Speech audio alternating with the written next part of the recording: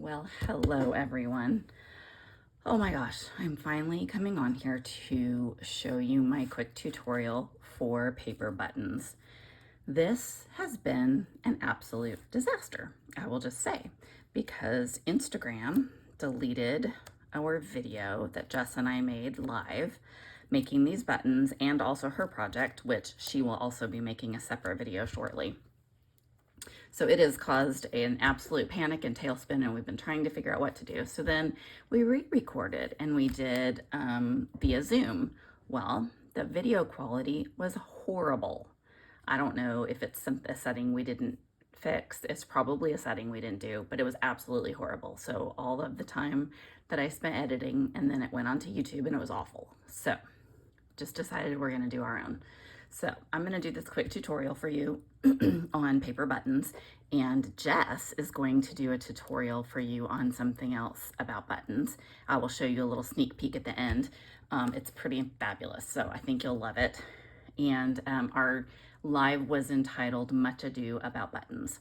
So we wanted to do something with buttons that, I mean, I don't know if you're like me, but I have a bazillion buttons around my house. So, and I pick them up at estate sales, and I've just collected them over the years. So I wanted to try and come up with some ways to use them. So this idea is not originally my own. Jess and I both saw a video by Louise Heinzel on YouTube, and she did a great job explaining it.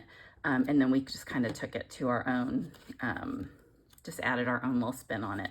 So that what Louise suggested was you take book pages. She makes her buttons from book pages, and they're absolutely gorgeous.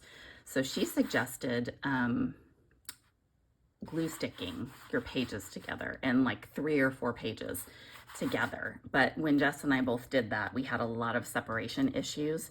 And I've fixed them all now, which, you know, I mean, it pulls up on an edge, so you just stick a little glue in there, it's fine. It's not a huge deal, but we had a lot of separation issues. So we decided to try with matte gel medium.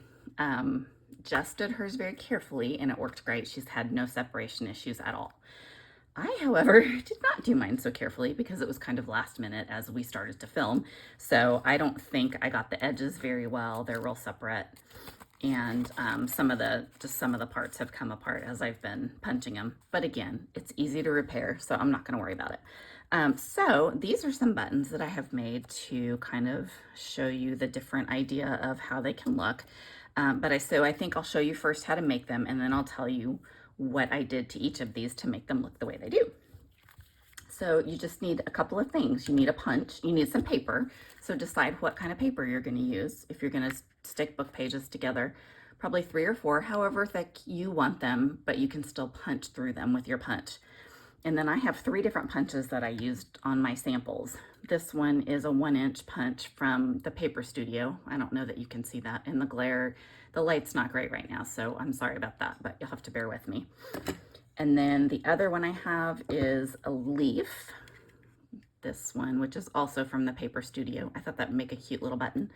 And the last one I had is this cute one from EK Success, which is a 3/4 inch. And I love these punches because they're so easy to store. They store flat, and that makes my heart happy. Super, super easy to store.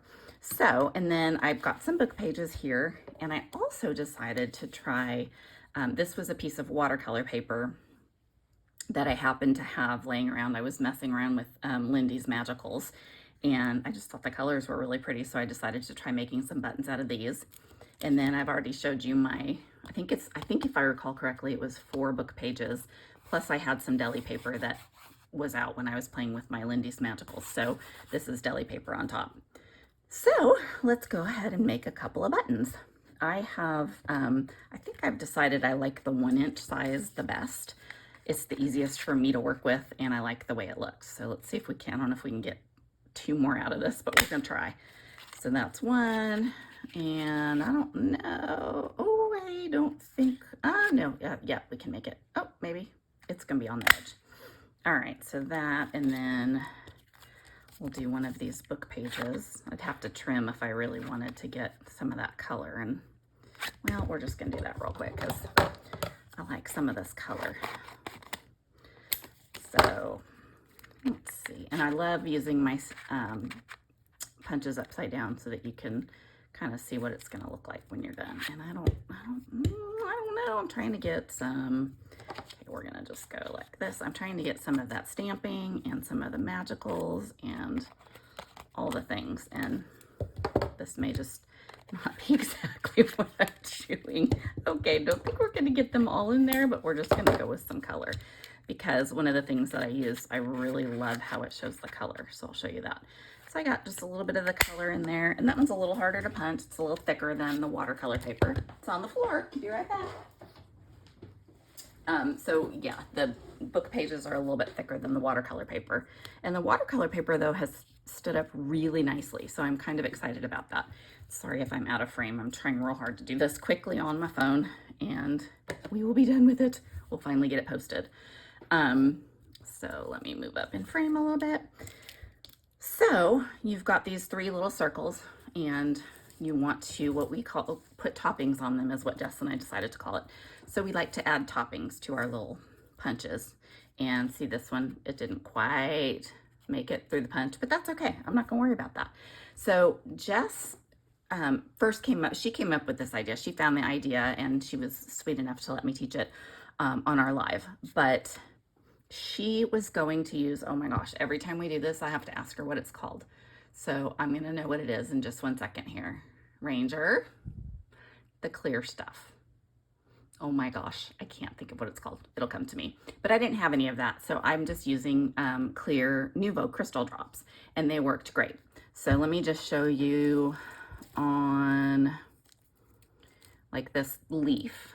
This is just clear Nouveau drops over book pages that have been distressed a little bit with some distressed walnut ink from Tim Holtz. Okay, so I've got my 3 circles. Now here's the tip about punching your circles.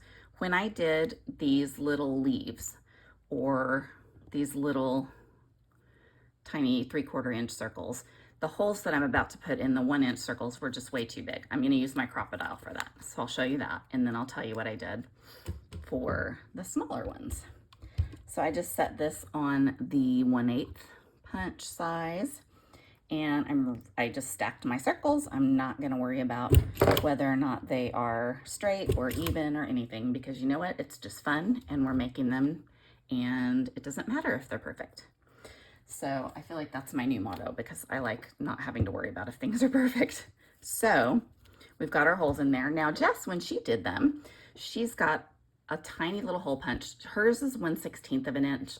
I don't know what this is. I've probably had it for more than 10 years, but I think it's a little bit smaller than hers. And just so you can see, let's punch a hole in here. These holes are really small. So I thought they were a little bit too small for buttonholes. So I just took my pokey tool that we've learned about on our lives, our Elevate collaboration, and just ran it through there, and it makes the hole just a tad bit bigger, and it was perfect. It was exactly how I wanted it. So that's another little tip for you. If not, just poke. I mean, if you don't have a punch, just use your pokey tool. I mean, it's not that big of a deal. Just kind of punch it through, and looky there. Looks almost as good, right?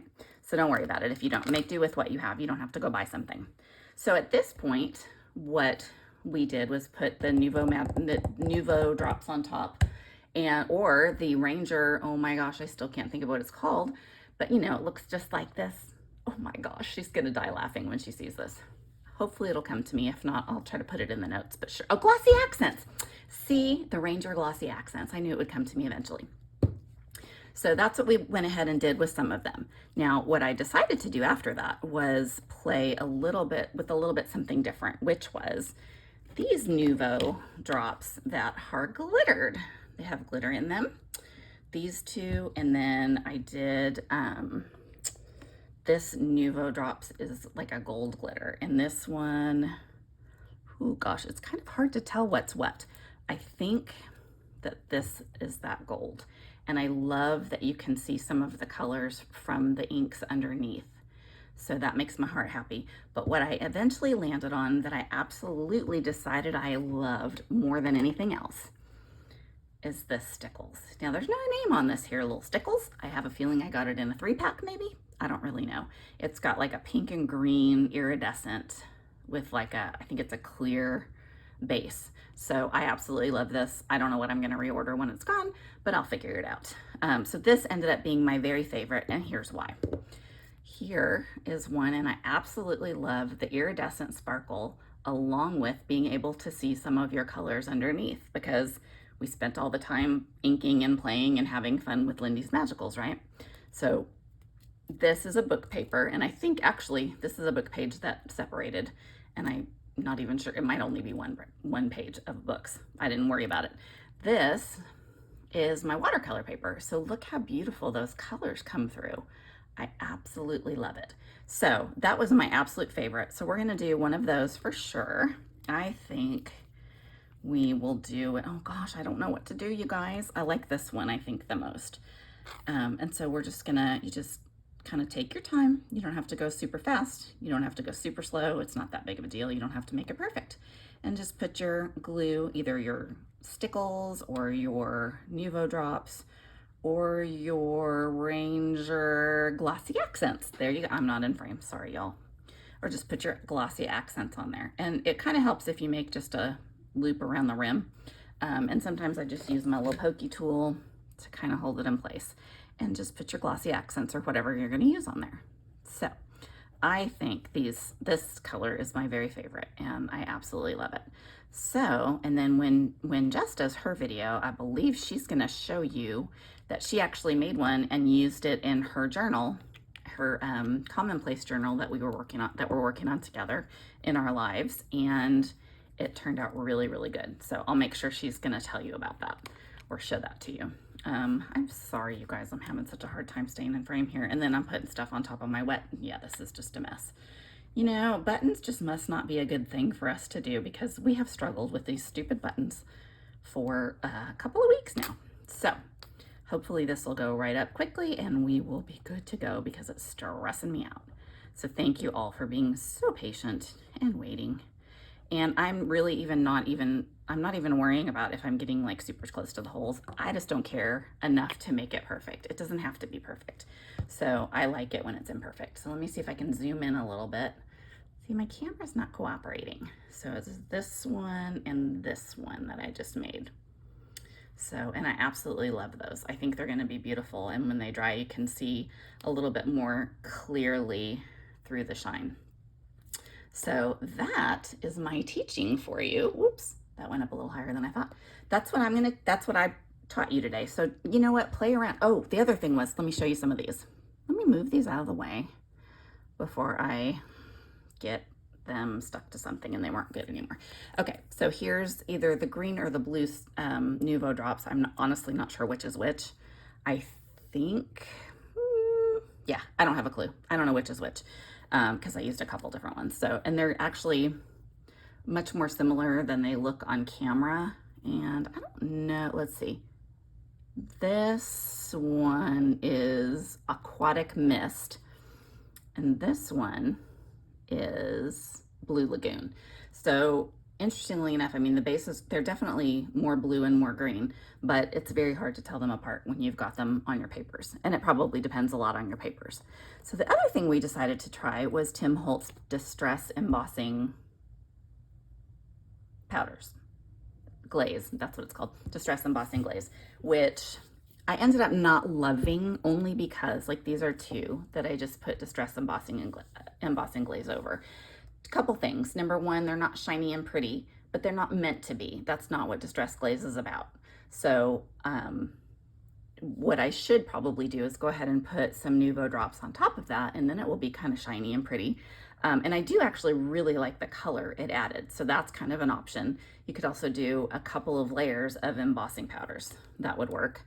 And then I also had some liquid pearls that I decided to try. So here's a couple of these. I'm looking for one. So I didn't really think that they were that great when I first pulled them out, but I kind of like the design of kind of swirling the drops around, and it just gives them more texture and dimension. So I really like how those turned out.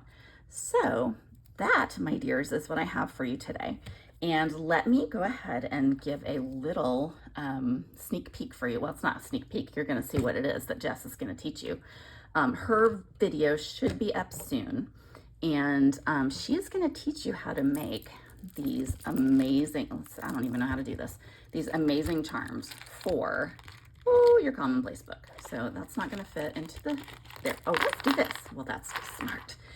She's going to teach you how to make these beautiful charms for your commonplace book, and she's got a very good technique for a spine that is already created and that you really can't add on to. So she's going to show you how to do that and in her video, and hopefully it will be up really soon. So thank you guys so much for joining me again. I am so sorry. Thank all of you who are waiting so patiently for our videos.